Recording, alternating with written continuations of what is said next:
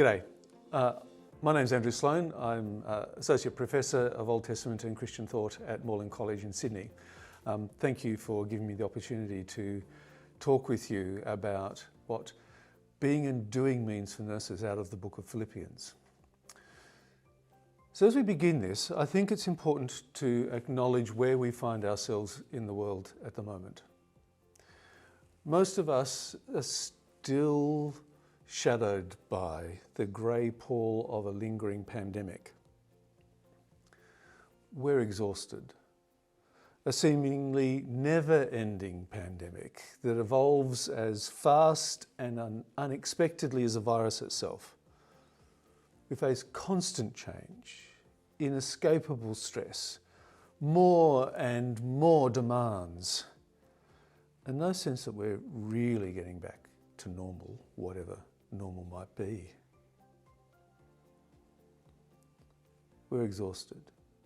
The last thing we need is for someone to come and lay yet more demands upon us.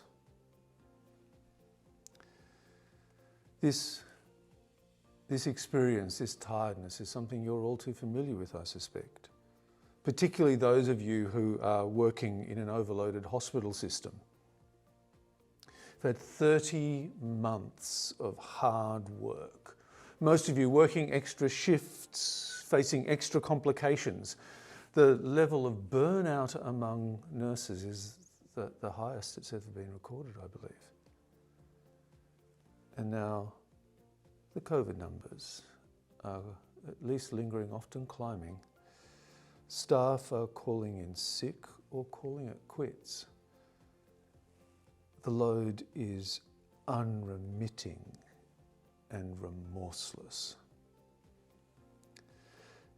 Now is not the time for someone like me to come in and lay yet more intolerable burdens on you.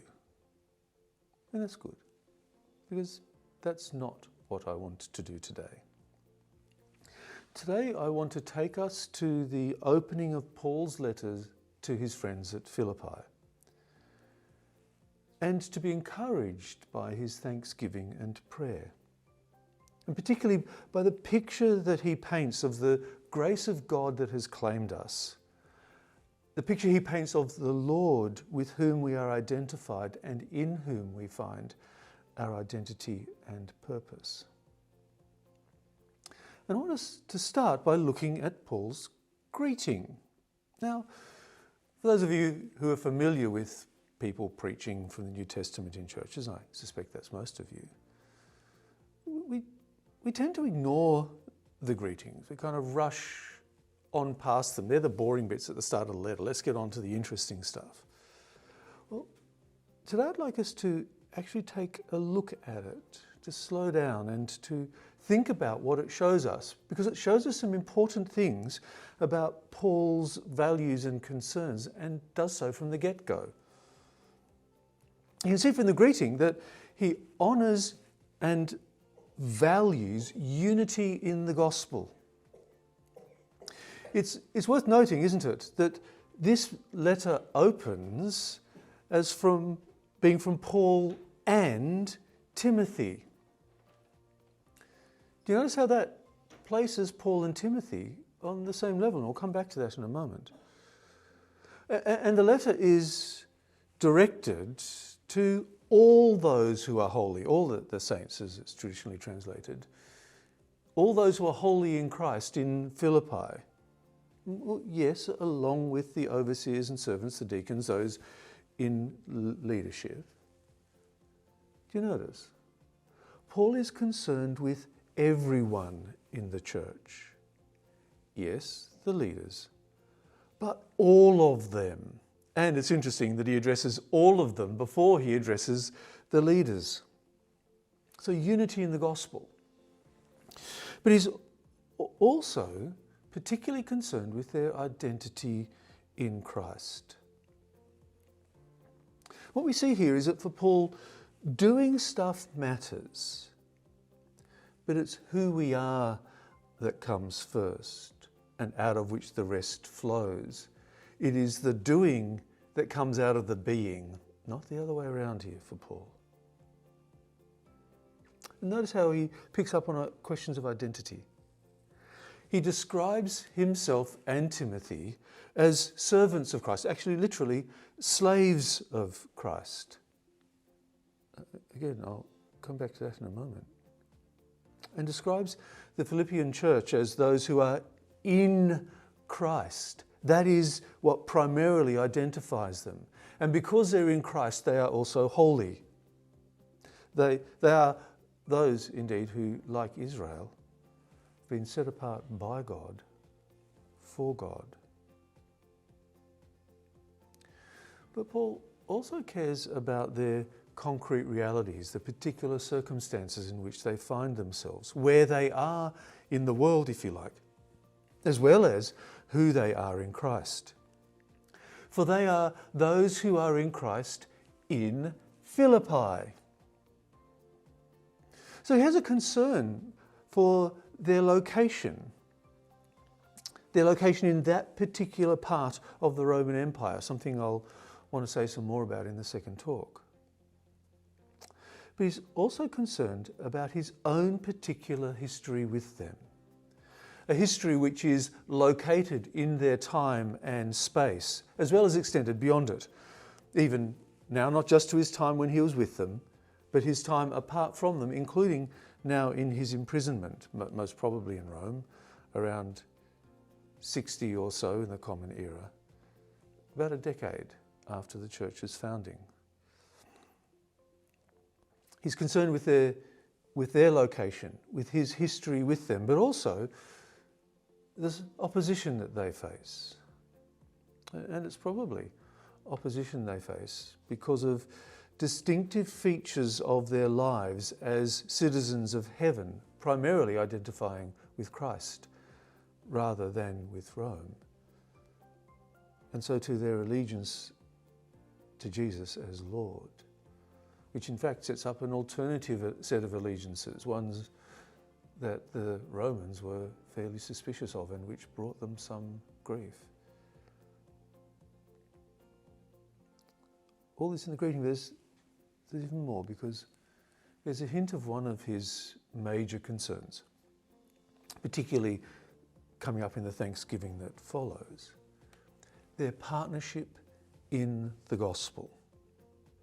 And that's seen in the greeting, in how he identifies himself and Timothy. Timothy and Paul are given equal status in this greeting. He doesn't mention his status as an apostle, but he identifies both himself and Timothy as douloi, as servants or slaves. Interesting to look at that word, because it occurs only one other time in the book of Philippians. That's in chapter 2, verse 7, something we'll look at in the next talk. Very loaded context.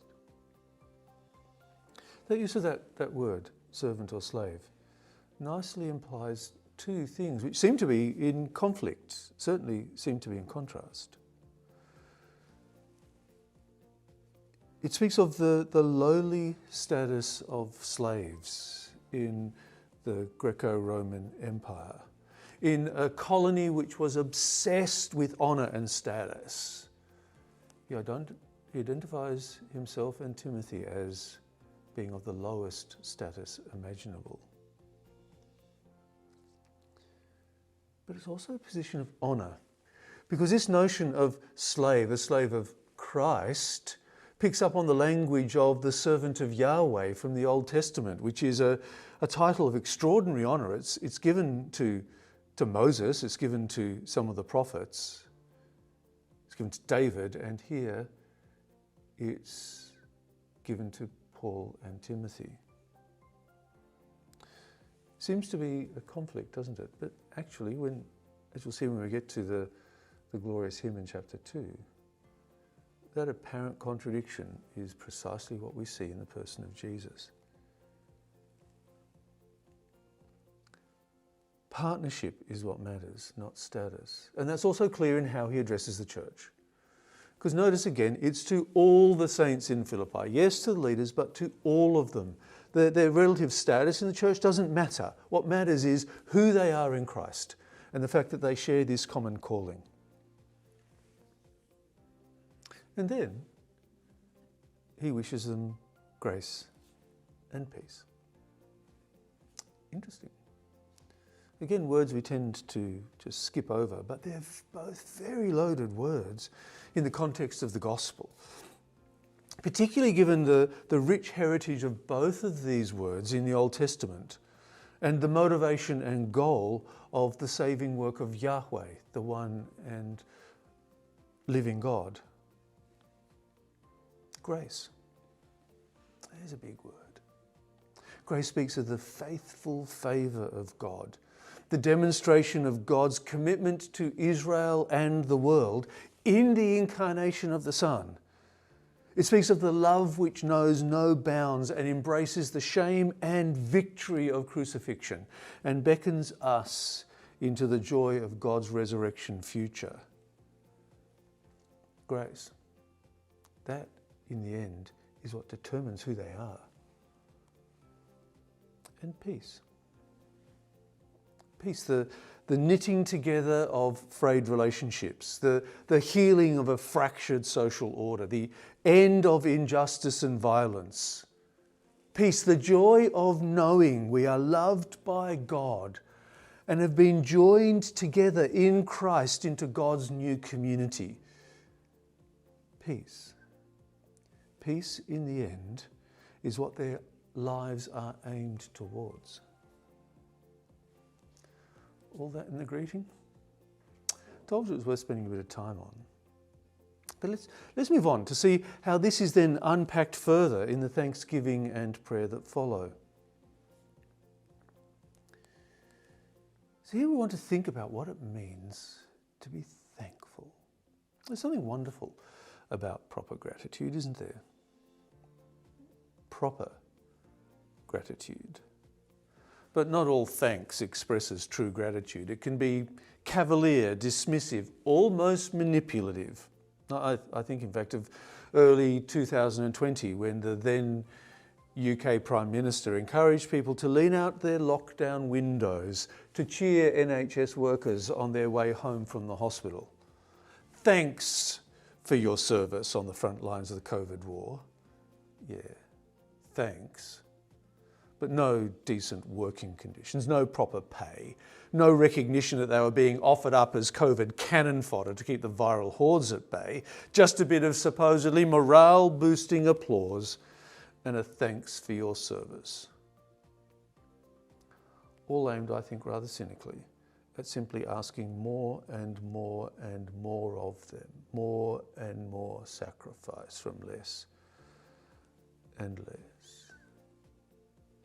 I suspect you might be all too familiar with that too. Paul's thanks aren't this casual, dismissive, almost manipulative thanks for your service of the NHS parades in London in 2020. Paul's not attempting to justify their sacrificing their well-being for the benefit of the wider community. In fact, he's not asking anything of them. Actually, he's not even thanking them. Notice this? Paul is thanking God for them, and more specifically for the work of God which is evident in them. Look at verses 3 to 8. Now, true, this is a thanksgiving. It's a fairly typical feature of a letter of this kind, and often in this context it was associated with the patronage system, a kind of reciprocity of friendship where the thanks serves to reinforce the bonds of exchange. You thank something for someone in order to get more from them in the future. But in this case, he's not emphasising their indebtedness to him, which is what those thanksgivings often did. He's emphasising their shared commitment to the gospel. That's interesting. The syntax of the sentence, the way it's put together, is rather awkward, almost as if he's tripping over his own tongue as he attempts to help them see the way he's constantly praying for them, constantly praying for all of them, all of them, all the time. It's all everywhere in verses 3 to 4. And thanks God for their enduring fellowship in the gospel. Thanks God for it. See, God is the one who, by the Spirit, established them in the gospel in the first place. God is the one who, by the Spirit, enables their fellowship with Paul and each other. God is the one who, by the Spirit, enables their common work of living as Christ's people in the world. For this particular bunch of people in the world of Philippi. And he thanks God for that fellowship. And that fellowship is not just an abstract thing. It's not some kind of airy-fairy notion. Their partnership is concretely expressed in the real world in practical ways by way of their friend Epaphroditus and the practical support for Paul that they sent to him through Epaphroditus. Now, it is partly a practicality because in those days, in those circumstances, having a friend take stuff is the only safe way to get it there. There's no postal service, no drone delivery system. I guess if you work in remote regions or those regions with untrustworthy infrastructure, you're probably familiar with that as well. The only safe way to get stuff from one place to another is to send it with someone safe. But that partnership is also evident in their lives together in Philippi. It's seen as in how they live as a new community in Christ, even if some of the seams of those relationships are under strain. Something again I'll pick up in the next talk. It's evident in the way their lives and words commend the gospel of Christ. Partnership in the gospel matters a lot to Paul. And it actually matters to us, or at least it should. Think about it. Where do you see yourself in a network of partners in the gospel? For me, I think of those who trained me, particularly trained me in theology and pastoral ministry. A couple of men who've now died, Vic and Bill were their names. Bill in particular, the guy who trained me, who shaped me, who helped me in my doctoral work. For over 30 years now, when people ask, I would say, when I grow up, I want to be like Bill. He was someone who's instrumental in shaping me and incorporating me in partnership with him in the gospel. I think of those I've helped train, graduates all over the place, people, some of them with PhDs. I think of a friend of mine, Gabi, who works both here in Australia and in PNG and recently in the Ukraine. I think of a young couple, Meg and Tim, who worked here in Sydney but have moved out to a regional community in Dubbo, seeking to demonstrate and proclaim the love of Christ where they find themselves. I think of my colleagues here and wider networks of faith. We're in partnership with each other in the gospel. Think about it for you. Who shaped you? Whose lives are you shaping? Who do you want to grow up to be like? Just spend a moment giving thanks to God for our partnership in the gospel with them.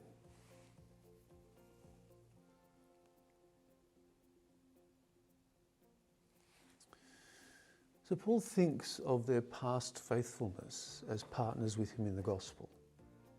He's motivated not just by their past, and that past is evidence of God's faithfulness to them, as also faithfulness to Paul himself, but also by his future expectation. You can see that. He is sure, he's confident of God's completion of the work that God has begun in them. Well, of course.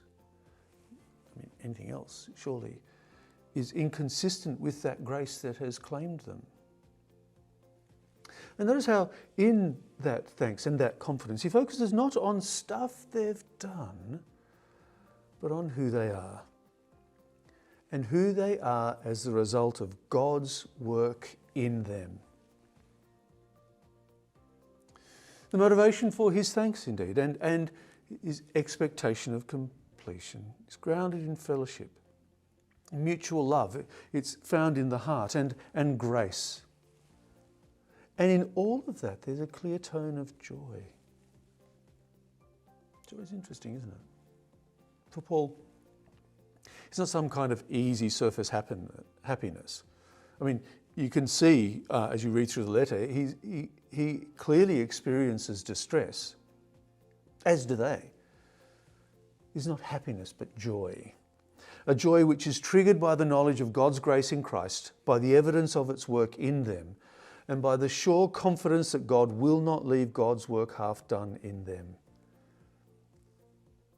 I wonder whether one of the reasons I do not experience that same deep and confident joy is that I reflect too seldom on the evidence of God's grace at work in me and around me, and thank God too seldom for those who are in partnership with me in the gospel. But let me move on. He also speaks of the security of knowing that God is faithfully at work, something that persists into his prayer for them. This prayer picks up on his concern for love, which is, yes, evident in action, but is primarily a personal quality that reflects the character of the gospel. A love which for Paul comes with knowledge and discernment. Interesting, isn't it? We often tend to divorce love and knowledge, as if the more you love, the less you need to be committed to the truth, or vice versa. No. But it's here in the prayer that we see the only action which is expected of them: the ability to discern. And that, of course, that discernment is the result of God answering Paul's prayer. And the aim of all of this is character, that they will be sincere or pure, blameless, full of the fruit of a rightly lined up life in Christ. This is about whom they will become through God's gracious work in them. And all of that is through Christ and for God's glory and praise. Its origin is found in God and God's gracious work in Christ. Its, if you like, medium-term goal is their fruitfulness in Christ, but its final goal is the glory of God. So what's Paul doing here in this final bit, in this prayer? Well, I mean, to be a bit obvious, he's praying for them. But he also reports his prayer. It's not as if he has to write the prayer down and send it to them in order for God to hear him. Of course not. And nor is it some kind of veiled call to action. Of course, he anticipates that their love will grow, that they'll be sincere and blameless, that they'll be discerning and filled with love. But he's not exhorting them to do that. He's interceding with God on their behalf. This, in the end, is God's action. And that's what grounds his confidence. For the God who has been so evidently at work in Christ and in their midst is not one who leaves a job half done. There are no supply chain issues here, no risk of pandemic-affected workforce. Not even a Roman jail can get in the way of God achieving God's gracious purposes in Christ. All glory and praise to the faithful God who can be trusted to do this. This, then, is how Paul opens his letter to his friends. This is how he shows them who they are. This, then, is who we are and who we're called to be. See, we are the holy ones in Christ, set apart by God in the gospel, called to a new identity and future in Christ, becoming like him as we grow in knowledge and love, confident that the God whose faithfulness to God's people finds its climax in Christ's death and resurrection will be as faithful to us, the ones God has called in the gospel, and bring us to the end to which we are called. That identity is real, if in part hidden, and will be revealed in the day of Christ, when the fruit of our being set right in Christ is filled up in us, and we can be confident that it will be, for it's in the hands of the God who's trustworthy. It's no wonder that Paul opens with thanksgiving, but equally, given the pressures they're under, it's no wonder that he entrusts them to God in prayer. But do note this. He doesn't lay on them any burden here. No exhortation or instructions. Now, yes, exhortations follow later, but not here. Indeed, when they do come, as we'll see in the next talk, they're about how their identity in Christ is to be expressed in concrete relationships.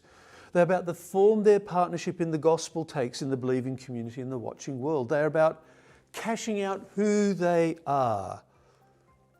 It's how their doing comes out of their being, not burdens laid upon them. It's the mind of Christ who is in them and among them that is to be expressed in their relationship. It's a joy that Paul already knows in witnessing their faith and faithfulness and God's to them. A joy that is made complete as that identity fills the spaces that surround them. But all of that comes later. Here, he just reminds them of who they are and thanks God for them and asks that God might continue what God is doing in their midst. Now, I'm not Paul. The faith of none of you is a result of my ministry, but I am God's fellow worker with you in Christ, even as you are fellow workers with all the holy ones in the faith communities where God is forming you in the image of the Son and in the work you do in God's name in the world.